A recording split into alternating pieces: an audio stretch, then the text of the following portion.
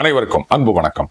நண்பர்களே, நேற்றைக்கு எதிர்க்கட்சித் தலைவர் எடப்பாடியார் அவர்கள் டெல்லிக்கு போயிட்டு உள்துறை அமைச்சர் அமித்ஷா அவர்களை சந்தித்திருக்கின்றார். கூடவே கட்சி எம்பிக்கள், மூத்த தலைவர்கள் அவங்கெல்லாம் இருந்திருக்காங்க. அங்கே என்ன நடந்தது, இனிமே என்ன நடக்க போகின்றது அப்படின்ற இன்சைட் இன்ஃபர்மேஷன் இன்னைக்கு உங்களுடன் ஷேர் பண்ணிக்க போகிறேன். பட் அதுக்கு முன்னாடி ஒரு சின்ன கிளாரிஃபிகேஷன்.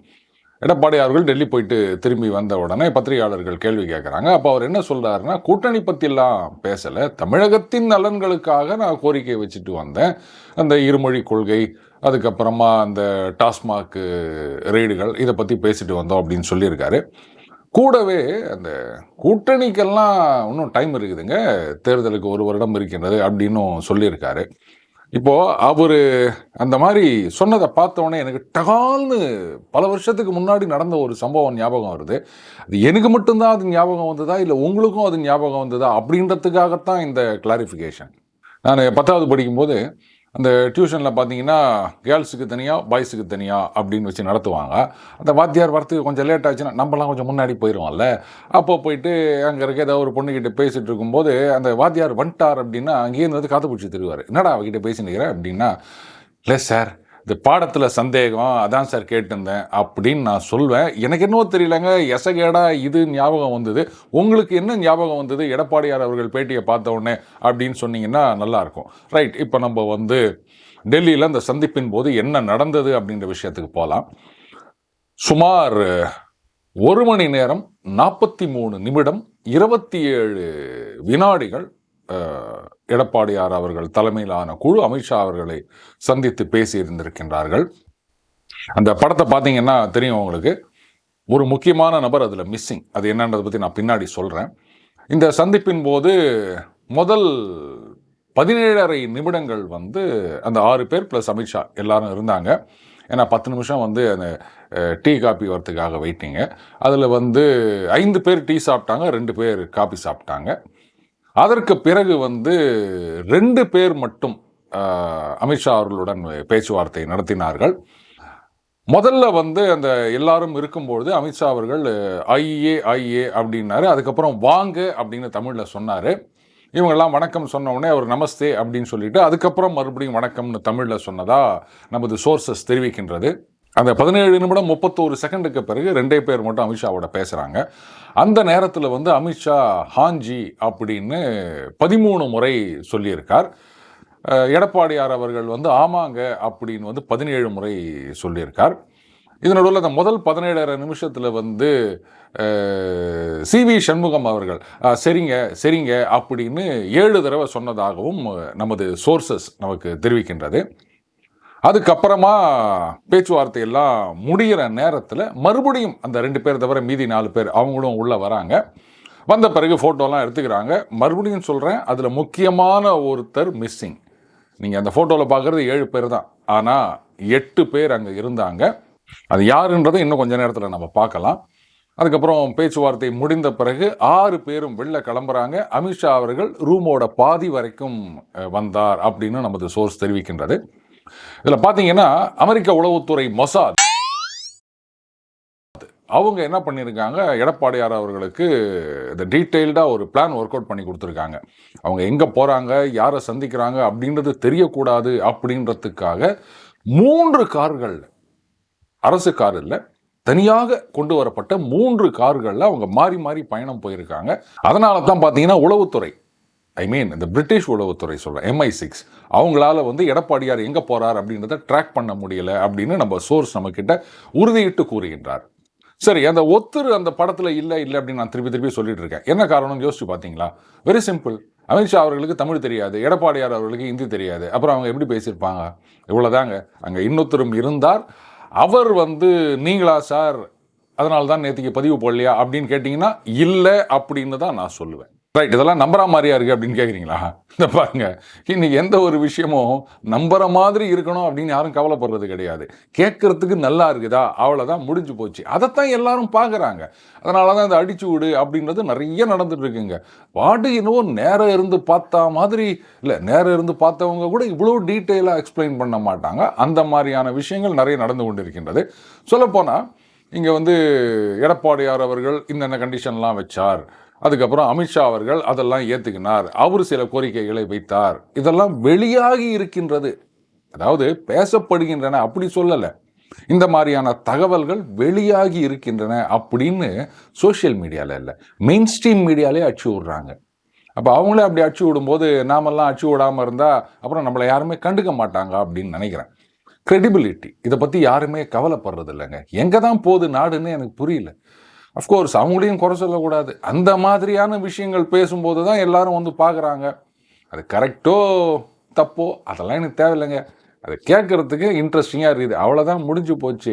ஒரு வாரம் கழிச்சு வந்து என்னையா நீ அந்த மாதிரி சொன்னியே, இன்றைக்கி இந்த மாதிரி சொல்கிறியா, அந்த மாதிரி எதுவுமே நடக்கலையாமல் நீ பொய் சொன்னியா அப்படின்னு யாரும் நம்மளை கேட்க போகிறது கிடையாது. அதனால் எதை ஒன்றா அடித்து விடலாம் அப்படின்னு ஆன பிறகு நாம் மட்டும் அடித்து ஆடாமல் இருந்தால் என்ன பண்ணுறது? இருந்தாலும் எடிட்டர் தம்பி சொல்லிட்டான், சார் இன்னையோடு நிறுத்திக்கங்க, இதுக்கு மேலே இதெல்லாம் பண்ணாதீங்க அப்படின்ட்டான். ஓகே, இப்போது எடப்பாடியார் அவர்கள் அங்கே போயிருக்கார், இதுக்கும் கூட்டணிக்கும் சம்மதம் இல்லை அப்படின்னு சொல்லியிருக்கார். தமிழ்நாட்டு நலனை காப்பதற்காக அந்த இருமொழி கொள்கை இதுதான் நாங்கள் வந்து இத்தனை காலமாக ஃபாலோ பண்ணிகிட்ருக்கோம், அதுவே வந்து தொடர வேண்டும். அதுக்கப்புறம் அந்த டீலிமிட்டேஷன், தொகுதி மறு சீரமைப்பு, இதில் வந்து தமிழ்நாட்டுக்கு பாதகம் இல்லாத வகையில் அது இருக்க வேண்டும் அப்படின்னும் கேட்டிருக்காராம். அதுக்கப்புறம் அந்த டாஸ்மாகில் நடந்த இடி ரைடு இதை பற்றியும் கோரிக்கை வைத்திருக்கின்றோம் அப்படின்லாம் சொல்லியிருக்கார். எவ்வளோதான் நீங்கள் சொன்னாலும் இல்லை பாடத்தில் சந்தேகம் கேட்க போனேன் அப்படின்னாலுமே இது வந்து கூட்டணிக்கான முதல் கட்டம் அப்படின்றது நல்லாவே தெரியுது. ஒரு விஷயம் ரெண்டு தரப்புலையும் புரிஞ்சுக்கணும், அதாவது இந்த கூட்டணி அப்படின்றது எவ்வளோ சீக்கிரம் முடியுமோ அவ்வளோ சீக்கிரம் உறுதிப்படுத்தப்பட வேண்டும். நம்ம பல தடவை சொல்லியிருக்கோம், அப்படி நீங்கள் கூட்டணி வைக்கிறதா இருந்தால் சட்டுப்புட்டு கூட்டணின்னு சொல்லிடுங்க. கடைசி நேரத்தில் எலெக்ஷன் வரத்துக்கு ஒரு 2-3 மாதம் இருக்கும்போது அப்போ போயிட்டு கூட்டணி அப்படின்னு சொன்னீங்கன்னா நிச்சயமாக அது எடுபடாது. அதை விட முக்கியம், கீழ் லெவலில் அந்த கெமிஸ்ட்ரி அப்படின்றது ஒர்க் அவுட் ஆகாது. அதை பற்றி நம்ம இன்னும் கொஞ்சம் நேரத்தில் பார்ப்போம். இது வந்து ஒரு விதத்தில் எடப்பாடியார் சரண்டர் ஆகவில்லை அப்படின்னு சொல்கிறதுக்கு உதவும். ஏன்னா கடந்த முறை சில தலைவர்கள் அமித்ஷா அவர்களை போய் பார்க்கும்போது அண்ணாமலை அவர்களும் கூட இருந்தார். அதை வந்து அதிமுகனவர் விரும்பவில்லை. ஸோ இந்த தடவை பார்த்தீங்களா, அதிமுக வந்து அண்ணாமலை அவர்கள் இல்லாமல் டைரெக்டாக இனிமேல் நாங்கள் டீலிங் எல்லாம் டெல்லியில் தான் அப்படின்னு ஒரு இமேஜ் கிரியேட் பண்ணுறதுக்கு இந்த மீட்டிங் உதவும். இதில் பார்த்தீங்கன்னா அதிமுகவுக்கு பாஜக வேணுமா, பாஜகவுக்கு அதிமுக வேணுமா அப்படின்னா இதுவும் நம்ம ஆதியிலேருந்து சொல்லிட்டு வர ஒரே விஷயந்தான். அதிமுக நீட்ஸ் பாஜக மோர் தென் பாஜக நீட்ஸ் அதிமுக. ஏன்னா அதிமுக தயவு இல்லாமல் பாஜக தோத்து போனாலுமே அவங்க சர்வைவ் ஆவாங்க. ஏன்னா மத்தியில் ஆட்சியில் இருக்கின்றது, பல மாநிலங்களில் ஆட்சியில் இருக்கின்றது, கட்சி வளர்ந்து கொண்டு வருகின்றது. அதனால் வந்து they have God nothing to lose. அதிமுகவுக்கு அப்படி இல்லை. 26 தேர்தலையும் அதிமுக ஆட்சியை பிடிக்க முடியவில்லை அப்படின்னு சொன்னால் அதுக்கப்புறம் கட்சியுடைய எதிர்காலம் நீங்கள் என்ன தான் சொல்லுங்கள், நாங்கள் 1 கோடி தொண்டர்கள் வச்சுருக்கோம், 2 கோடி தொண்டர்கள் வச்சுருக்கோம், கேடர் பேஸ்டு பார்ட்டி, அவ்வளோ சீக்கிரம் யூ கேனாட் ரைட் ஆஃப் அப்படின்லாம் சொன்னாலுமே 26 தேர்தலில் மறுபடியும் திமுக ஆட்சிக்கு வந்து விட்டது அப்படின்னு சொன்னால் அதுக்கப்புறம் அதிமுகவில் எந்த விதமான எதிர்காலமும் இல்லை அப்படின்னு தான் அங்கே இருக்க அத்தனை பேரும் முடிவு பண்ணுவாங்க. சொல்லப்போனால் கீழ்மட்டத்தில் அந்த தொண்டர்களாகட்டும் அந்த நிர்வாகிகளாகட்டும் அப்படியே திமுகவை நோக்கி போவது அப்படின்றது அங்கே இங்கேன்னு நிறைய நடந்துட்டு இருக்குங்க. என்ன அது மாதிரி நேற்று வரைக்கும் நம்மக்கிட்ட இருந்த நிர்வாகிகள்லாம் அங்கே போயிட்டாங்களே அப்படின்னு. ஏன்னா அவங்களுக்கு எதிர்காலம் பற்றிய கவலை இருக்கின்றது. இவங்க எதுவும் பேச மாட்டேங்கிறாங்க, ஒரு கூட்டணி அமைக்க மாட்டேங்கிறாங்க. கேட்டால் நாங்கள் வந்து தேர்தல் நேரத்தில் ஒரு மாபெரும் கூட்டணி அமைப்போம், வெற்றி கூட்டணி அமைப்போம் அப்படின்னு சொல்கிறாரு. ஆனால் இது எதுக்கும் நடவடிக்கை எடுக்கிறதா தெரியல. இந்த மாதிரி தான் ஒரு கவலை இருக்குது. ஏன்னா அரசியலில் இருக்காங்க அப்படின்னு சொல்லும்போது கடைசி வரைக்கும் இப்படி தோற்று கொண்டிருக்கின்ற கட்சியிலேயே இருந்ததுன்னா அவங்களுக்கு கஷ்டம். அதனால் அந்த தொண்டர்கள் நிர்வாகிகள் ஒரேடியாக போயிடுவாங்கன்னு சொல்ல, பட்டு ஒரு குறிப்பிட்ட சதவீதம் அந்த பக்கம் மாறுவதற்கு வாய்ப்பு இருக்கின்றது. ஏன்னா ஏற்கனவே விக்கிரவாண்டி, ஈரோடு கிழக்கு அப்படின்னு இந்த ஓட்டு அங்கே போகிறதுக்கும் வழி பண்ணி கொடுத்துட்டார் எடப்பாடியார் அவர்கள். ஸோ அதனால் அதிமுகவுக்கு தான் பாஜக முக்கியம். ஆனால் அதனால் வந்து நம்ம டாமினேட் பண்ணலாமா அப்படின்னா அது பாருங்க, கூட்டணி அப்படின்னு வந்தாச்சுன்னா அது பெரிய கட்சியாக இருக்கட்டும் சின்ன கட்சியாக இருக்கட்டும், இந்த டாமினேஷன் அப்படின்றது என்றைக்குமே ஒர்க் அவுட் ஆகாது. இப்போ திமுகவில் பார்த்தீங்கன்னா பிசிக, கம்யூனிஸ்டுகள் இவங்களுக்கெல்லாம் வந்து எத்தனை % ஓட்டு இருக்குது, மக்கள் நல கூட்டணியிலிருந்து என்ன வாங்கினாங்க அப்படின்றது உலகத்துக்கே தெரியும். ஆனாலும் அந்த கூட்டணி கட்சி தலைவர்கள் அப்படின்னும் போது அந்த மரியாதையை கொடுக்குறாங்க. அதுக்கேற்ற சீட்டு கொடுக்குறாங்களான்றது வேற, மரியாதையை கொடுக்குறாங்க. அதே மாதிரி தான் எந்த ஒரு கூட்டணியாக இருந்தாலும் இருக்க வேண்டும். ஆனால் இப்போ சிக்கல் என்ன அப்படின்னா, முதல்ல இந்த கூட்டணியை விரைவிலேயே உறுதிப்படுத்த வேண்டும். அடுத்தது அந்த சீட் ஷேரிங் அப்படின்றதும் ஒரு மாதிரி குன்சமாக ஒரு அண்டர்ஸ்டாண்டிங் வந்துடணும். பாருங்க இவ்வளோ அது என்ன ஏது அப்படின்றத பின்னாடி பார்த்துக்கலாம் அப்படின்னு ஒரு அண்டர்ஸ்டாண்டிங் இல்லைன்னு சொன்னால் இன்றைக்கி சேர்ந்துட்டு அப்புறம் எலெக்ஷன் நேரத்தில் வந்து மறுபடியும் புட்டுக்குச்சு இந்த கூட்டணி அப்படின்னு சொன்னால் முதலுக்கே மோசமாக போயிடும். அடுத்தது இந்த கட்சிக்குள்ளேயே சில கருப்பு ஆடுகள் அதிமுகவில் முக்கியமாக நான் சொல்கிறேன் இருக்காங்க. அவங்க பார்த்தீங்கன்னா ஒரு சிலர் இது நாள் வரைக்கும் வந்து அண்ணாமலை அவர்களை கடுமையாக எதிர்த்து வந்தவர்கள்லாம் கூட இப்போ இந்த மாதிரி ரைட் தலைவர் சொல்லிட்டா எதுவாக இருந்தாலும் நாங்கள் ஏற்றுப்போம் அப்படின்னு. ஆனால் ஒரு சிலர் வெரி ஃபியூ அவங்க உக்காந்திங்கன்னு இந்த குட்டையை குழப்புற மாதிரி இவங்க அவங்களுக்கு தகவல் சொல்கிறாங்க, அவங்களுக்கும் இவங்களுக்கும் ஏதோ ஒரு கூட்டணி இருக்குது, இவங்க வந்து இதை உடைக்க பார்க்குறாங்க, இதுக்கெல்லாம் இதுதான் காரணம் அப்படின்னு கண்ணா பின்னான்னு போட்டுனுக்கிறாங்க. இதுக்கு ஒரே காரணம் அவங்க தான் ஆக்சுவலாக அந்த ஆடு பட்டியிலிருந்து தாண்டுவது மாதிரி தாண்ட பார்த்துன்னுக்கிறாங்க. அது வந்து இவங்களா வெளில தள்ளினாங்கன்னா ஆஹா நம்ம வந்து ஒரு விக்டிம் கார்டோடு அங்கே போகலாம் அப்படின்னு நினச்சிட்டு இருக்காங்க போல இருக்கு. ஸோ இந்த மாதிரி கருப்பு ஆடுகளை ஐடென்டிஃபை பண்ணி கட்டம் கட்ட வேண்டியது அதிமுகவுடைய முதல் பணி. ரைட். அடுத்தது சோஷியல் மீடியாவில் இது நாள் வரைக்கும் கொம்பு சண்டை போட்டிருந்தாங்க. ஏடிஎம்கேவும் சரி பாஜகவும் சரி. அது கட்சிக்காரங்களாக இருக்கட்டும் இல்லை வந்து ஆதரவாளர்கள் அனுதாபிகளாக இருக்கட்டும், யாராக இருந்தாலும் நான் ஏற்கனவே ஒரு தடவை சொல்லியிருக்கேன், கட்சிக்கு நீங்கள் ஆதரவு கட்சி தொண்டர் அப்படின்னு சொன்னால் தலைமை என்ன முடிவெடுத்தாலும் அதை ஏற்றுக்குன்னு போனமே தவிர கேள்வி கேட்டுட்டு இருக்கிறது இதெல்லாம் சரியில்லை, நாங்கள் வந்து இவங்க ஊழல் கட்சி, அவங்க அந்த கட்சி, இந்த கட்சி, அவங்களோடலாம் சேர மாட்டோம் இப்படின்லாம் வரட்டு வேதாந்தம் பேசியிருந்தா தயவு செஞ்சு நீங்கள் இந்த ஆதரவுன்றதை விட்டு வெளில போயிருங்க. நீங்கள் ஒரு சிலர் இப்போ பண்ணிட்டு இருக்காங்க பாருங்கள், அந்த மாதிரி புதுசாக ஆரம்பித்த கட்சிக்கு ஃபயர் விட்டுறனா கூட தாராளமாக விட்டுட்டு போங்க, தப்பே கிடையாது. ஆனால் உள்ளுக்குள்ளே இருந்து ஆதரவாளர்னு சொல்லிட்டு இதெல்லாம் கலாய்கிற மாதிரி வேலையை யாரும் பார்க்கக்கூடாது. அடுத்தது 2 கட்சியும் கூட்டணி அப்படின்றது உறுதியாகிவிட்டது அப்படின்னு சொன்னால் இப்போலேருந்தே அந்த கமராதிரி அதை ஒர்க் அவுட் பண்ணணும். ஏன்னா இந்த மேலே சோஷியல் மீடியாவில் கொம்பு சுற்றி நாசப்படுத்தி வச்சுருக்காங்க. அதையெல்லாம் செட்ரைட் பண்ணணும் தேர்தலுக்கு முன்னாடி அப்படின்னு சொன்னால் இது ரொம்ப ரொம்ப முக்கியம். களத்தில் இறங்கி போராடுவது, போஸ்டர் ஓட்டுறது, கொடி கட்டுறது இப்படின்னு 2 கட்சி தொண்டர்களும் ஒன்று மண்ணாக பழகணும். இங்கே அதிமுகவை பொறுத்த வரைக்கும் அவங்கக்கிட்ட தொண்டர் பலம் இருக்கின்றது, பாஜக கிட்ட என்ன பலம் இருக்குது அப்படின்னு நான் சொல்ல வேண்டிய அவசியம் கிடையாது. ஸோ 2 பேரும் காம்ப்ளிமெண்டிங் ஈச் அதராக இருக்கணும். அப்படி இருந்தால் மட்டும்தான் தேர்தலில் வெற்றி அப்படின்றத அப்படியே அனாயசமாக தூக்கிட்டு வர முடியும். இந்த பக்கம் பார்த்தீங்கன்னா ஐயோ பாஜகவுடன் சேர்ந்த கட்சிகள் எல்லாம் ஒன்றுமில்லாமல் போய்விடுகின்றார்களே, அதிமுக இப்படி போய் மாட்டிக்கொண்டதே, இப்படி சொல்கிறது யாருன்னு பார்த்தா அதிமுகவில் இருக்கவங்களோ இல்லை இந்த நடு சென்டர்னு சொல்லிக்கிறாங்களே அவங்களோ இல்லை.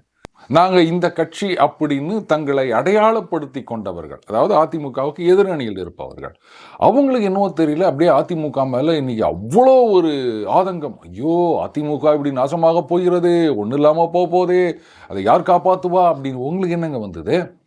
அதிமுக நாசமாயிட்டு போகுது, சந்தோஷமா இருங்களேன். உங்கள் கட்சி ஆட்சிக்கு வரணும், உங்கள் கூட்டணி ஆட்சிக்கு வரணும், இதானே உங்கள் ஆசை. அப்போ எதிரில் இருக்க டீம் வந்து ஒன்றும் இல்லாமல் போகுது அப்படின்னு சொன்னால் சந்தோஷம் அப்படின்னு இருக்கிறத விட்டுட்டு இப்படி புலம்பி நிற்கிறீங்க அப்படின்னாலே அப்போ அந்த அதிமுக பாஜக கூட்டணி உருவானால் இவங்களுக்கு வலிக்கும் அப்படின்றது நல்லாவே புரியுது. இல்லாட்டா திடீர்னு ஏன்னா அதிமுக மேலே இவ்வளோ அக்கறை வந்துடுச்சு அவங்களுக்கு, அழியக்கூடாது அதிமுக. இதில் வேறு இன்றைக்கி காரசாரமான விவாதம் வேறு போய் நிற்குது.